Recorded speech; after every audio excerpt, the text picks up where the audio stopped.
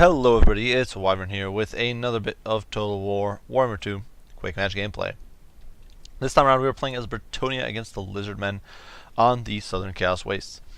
And this time around it's nothing crazy ridiculous like a mass cold one rush from my opponent. But I've been giving some thought. Brettonia doesn't have... This is probably one of the tougher matchups for Brettonia, and obviously you can try, if your opponent goes very heavy on big monsters, you are going to struggle even with a bunch of Grail Knights and even with some Questing Knights thrown into the mix. And so I figured I would try is something a little new, a little bit of a new strat, based on the fact that we have gotten some buffs to the Paladin and the Green Knight, as well as the fact that we now have cheaper foot squires. So I've actually gone with a pretty old school style Brettonian man spam or infantry oriented build. As you can see here, we still are centered on the Fey Enchantress. She does still provide that usual regrowth, Earthblood, Chalice of Potions, Favor of the Fey, Arcane Conduit, Mist, and Life Bloom. I still think even here she's the best choice. She's backed by the Companions of Quenolith this time around. No Grail Guardians, not trying to duel any lizards in close quarters. Simply bringing the Companions of Quenolith to provide some additional AP in melee. These guys are not anti-large, but I figure that with their, I think they've got like 36 AP damage. They will be probably better than, say, Grail Knights in extended melee against units like Carnosaurs, Mazdamundi, or units like that. Alongside her, we do have, as I mentioned, the Green Knight over here with the Dolorous Blade, as well as the... he actually doesn't have his ability that gives him healing in woods. Obviously, there's no woods in the Chaos Waste, so kind of useless. He does have 75% physical resist, but here it's being cranked up to 93% because he's alongside that Paladin who is providing that aura, the Guardian aura. He also does have a bonus versus large, the Paladin does, so between these two, they should be able to dish out a lot of hurt. Both of them have a melee attack of a little over 55. The Green Knight does have AP. He's got armor piercing. He's got magic attacks. So both of them should honestly perform pretty well. The Paladin was pretty cheap for what he is, so I figured, you know, if my opponent brings a good chunk of monsters, we'll have some counter here. On the other end, we do have the Defenders of the Fleur de Lis, basically there to hunt down Chameleon Skinks and annoying Skink Skirmishers. I figured that between 4 units of cavalry, we should, or 4 sort of cavalry-oriented heroes and units, we should be okay on the Skink front. And then in the front line here, you can see 3 units of Foot Squires. These guys are, of course, cheaper now. I did put a few chevrons into them just because I had a few left over, but basically just a front line that can trade okay with Stars Warriors, hopefully hold for a little bit. They are backed by Grail Relic to prevent terror routes. And then behind that, 2 units of Men-at-Arms with Pole Arms, and finally the Beast Slayers of Bastogne providing some AP anti-large, and you can see we have left gaps in there to provide areas for them to bust through and go after large monsters. Out on the flanks, Spearmen with shields, in case my opponent tried to skirt around the flanks with the Skink Skirmishers, or if he decided to kind of harry or annoy my flanks. This way I would have some sort of solution. Plus these guys do have silver shields, and on top of that they do have some anti-large, so if my cavalry needed help on the flanks, these guys would be good for it, good to go. For my opponent's build, going pretty infantry heavy, which I don't necessarily think is the best idea against Brettonia. He does have a bunch of Saurus Warriors in the front line, some Saurus Spears on the flanks. These guys do now have better melee defense than the normal Saurus Warriors. Not by much, but they do. The Temple Guard anchoring things in the center. These guys, of course, don't rampage. They've got armor piercing anti-large, which is absolutely brutal against Brettonia. And they are being backed here by Lord Mazdamundi on his lock. And of course, Lord Mazdamundi does have a net. He's got Harmonic Convergence, Apotheosis. He does have Shield of the Old Ones, which is surprisingly decent against Brettonia, which has a lot of sources of magic damage. So against Grail Knights, Grail Guardians, units like that, you can really kind of screw him over there. He's got Banishment, of course, and Ruination of Cities, both bound spells, both potentially very strong against an infantry mob like this one. He is backed by a Starscar Veteran who is coming in with a Foe Seeker as well as Deadly Onslaught. Surprisingly, no Plaque of Dominion, which I think is actually one of the basically a must-pick item. Even if I had to drop an item on Lord Mazdamundi to make room for it, I would try to get Plaque of Dominion here.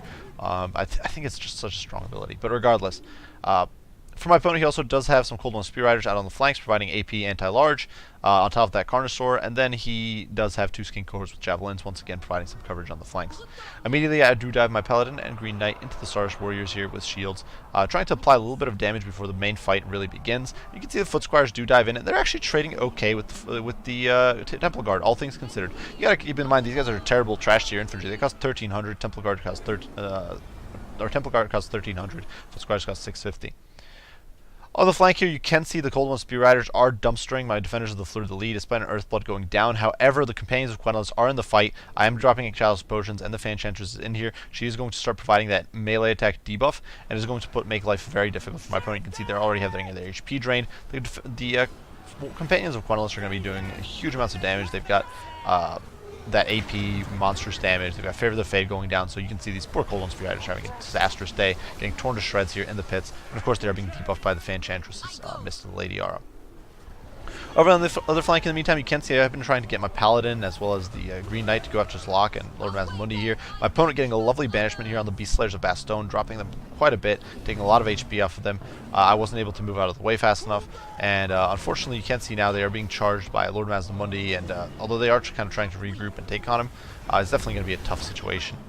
Anytime my opponent does have his Carnosaur here trying to snipe out the Grail Relic, some really rough stuff. The Grail Relic, although cheaper now, it is also less survivable. It got less HP now, and you can see it's definitely taking a pounding there. It's large, so it's not going to be knocked around, and it's getting absolutely destroyed. That said, you can see the Foot Squires here trading pretty efficiently with, especially given that these guys were backed by some really strong sort of combat buffs. They actually got Harmonic Convergence in that fight, which is just now wearing off. And despite the fact that Sar Scarvet was in there helping them, the Foot Squires actually bled these guys pretty well. They were only 2 Chevron Foot Squires, so really some good stuff from them.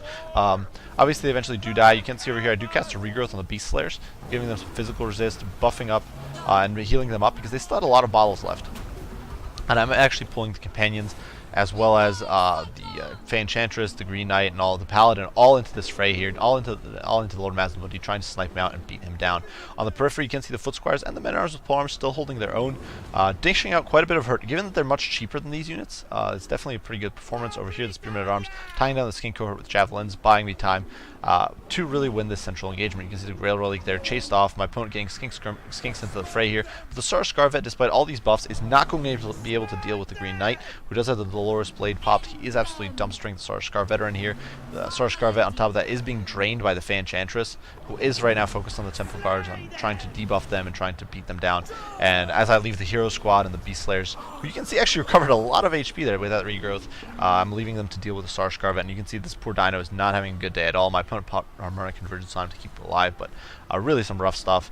And shortly thereafter, the Skink Cohort's going to tear her out because the Green Knight, of course, is just a nasty beast. In the meantime, you can see the Companions of Quenolus still running amok. I even do have the Defenders of the Fleur de Lis on a few bits of HP still left around. My opponent does have some Cold One Spear Riders here, but they are not going to be able to do much. And you can see now, with the fact that we've dominated the mobility game, these Cold One Spear Riders are routed off. You can see the Beast Slayers of Bastogne here will be able to get into the periphery, start beating up on these Cold One Spear Riders. And my opponent is going to start losing the rest of his mobility. Unfortunately, he gets a lovely banishment there again, just nuking down my Companions of Quenolus. They're down under half HP. You can see just getting so much value out of his magic. I've been way too greedy with my blobbing, and I'm paying the price for it here. But unfortunately for my opponent, he has lost all of his mobility at this point. He has been reduced to essentially a pale shadow of what his army used to be. His Carnosaur is badly beat up. I don't know if he still has, he probably still has a charge of Cold-Blooded somewhere in here. I don't think he used both. But nonetheless, you can see the Companions here diving in to try to beat down Lord Mazmundi, who doesn't have very good melee defense. He actually didn't take the Sunburst Standard of Exoatl, so he doesn't have extra melee defense. He is getting pushed into by the Men-at-Arms with Polearms. You can see the Beast Slayers on their way, trudging along, the Spearmen at Arms, all these units. And the Grail Relic actually rallied in the fourth quarter here with a little bit of HP, coming in to back these guys up. And with the Green Knight in there, with the Fanchantress, despite the fact that the Defenders of the Fleur de Lis do get kind of thrown away to tie these Sars troops down, my opponent is really at this point basically doomed. The Shield of the Old Ones does dissipate, and despite Harmonic Convergence on the Sar Scarvet, he's going to get, or on Lord Mazmundi, he's going to get torn down very, very quickly. You can see the Green Knight just dishing out. The Green Knight, despite not getting a lot of kills here, has been dishing out a lot of hurt throughout this game with 400 AP damage. I'm not entirely sure how much of that is actually true AP. I'm trying to find it here. Now, granted, he doesn't have an anti-large or anything. You can see I did get a nice little comet there, nuking down some dinos. But 260 AP damage, which is pretty good against all these guys, against Sar Scarvet. And you can see in the end, we are able to win out. So, good game to my opponent, Grumpy Turtle here. I don't necessarily think... I don't mind most of this build. I do think that Lord Mazmundi isn't necessarily the most competitive pick against Brettonia. I think in general you're better off with Croc Gar, just bringing normal sort of caster to be a harassment tool, but nonetheless, a cool build. One of the things, definitely, I actually found that the Green Knight in this game and the Paladin performed rather well. They spent most of the game chasing down heroic units or lords, and they did really well in that task. Backed by the companions of Quenelus for a little bit of AP, they were really able to lay a smackdown on Mazdamundi and on the Sarskar veteran. And even against Croc Guard, the Green Knight will be able to dish out quite a bit of hurt. And obviously with the Paladin nearby, your opponent can't really do much damage to the Green Knight. He's just got too much physical resistance. So especially against dinos, I think the Green Knight is not a bad choice. Honestly, even if you don't bring a Paladin, I mostly wanted to try out a double heroes or squad, but you can still not bring a Paladin, maybe bring a little more cavalry if you really want to. And I still think the Green Knight's a very solid pick in this matchup. He's got a lot of HP now. He's got monstrous physical resistance. He's got good melee stats. It's not like some other ethereal units that have terrible melee stats. He's got good melee stats. He's got magic damage that bypasses the physical resistances some of the dino units have. And he's got AP to get through that armor. So all in all, very, I think, decent sort of unit. For the rest of the build, yeah, I think the Companions of Quenelus are good. I do think the Foot Squires are surprisingly decent against dino troops. And I say this pretty often. A lot of the Sars warriors and a lot of the Sars troops are pretty trash for their cost. They're very good at dumpstering cheaper infantry. They're very good at soaking up damage because they have monstrous amounts of HP.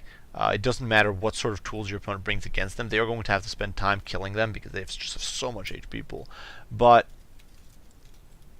honestly, actually just slugging it out, Foot Squires performed just fine. Granted, you can see here they all fell apart, but they were outnumbered. My opponent did invest more in his front line than I invested in my front line. Most of my heroes and my cavalry and all those units were off hunting my opponent's cavalry and hunting my opponent's lords. So all in all, given that they were pretty heavily outmatched, the Foot Squires definitely performed up to snuff or up to what you would expect of them. They even traded pretty well with Temple Guard, and these were Chevron up Temple Guard. These weren't just pushovers. So definitely can't just shrug them off. They definitely did a decent job, and definitely was pretty pleased with the performance there. For the rest of it, not much to say. Cavalry did okay. The Beast Slayer's Baston did really well despite getting hit with a banishment right off the bat. The pole arms held, the spears held as long as they needed to, and that's all that really matters. Like I said, for my opponent's build, I would probably bring Krokar, probably bring a generic caster, and I think you'd be in a much better position here. Krokar's anti-large would have probably been much more useful again when you need to shut down the Companions of Quenelus, or if you need to shut down the Paladin. Obviously, killing the Green Knight will be difficult no matter what you do as the Lizardmen. I can't think, except for Arcane Unforging maybe. I can't think of anything the Lizardmen have. Maybe we'll obviously see with their DLC when it finally does get released if they get any source of magic damage. But right now, I don't think lizards have any source of magic damage in quick battles outside of spells and melee attacks on toads. So yeah, it's a tough one for them. And the Green Knight performs really well in this situation. I'm so happy with it. So yeah, good game to my opponent, Grumpy Turtle. I do hope you guys enjoyed the video. Hope you found it entertaining, and hope you liked it. If you did, be sure to leave a like and subscribe below if you haven't already. If you have any comments, any criticisms, anything like that, be sure to, any requests, whatever, be sure to share them. I'll respond as soon as I'm able, and guess that's it. I do appreciate you all for watching, and I will see you all in the next one. Bye for now.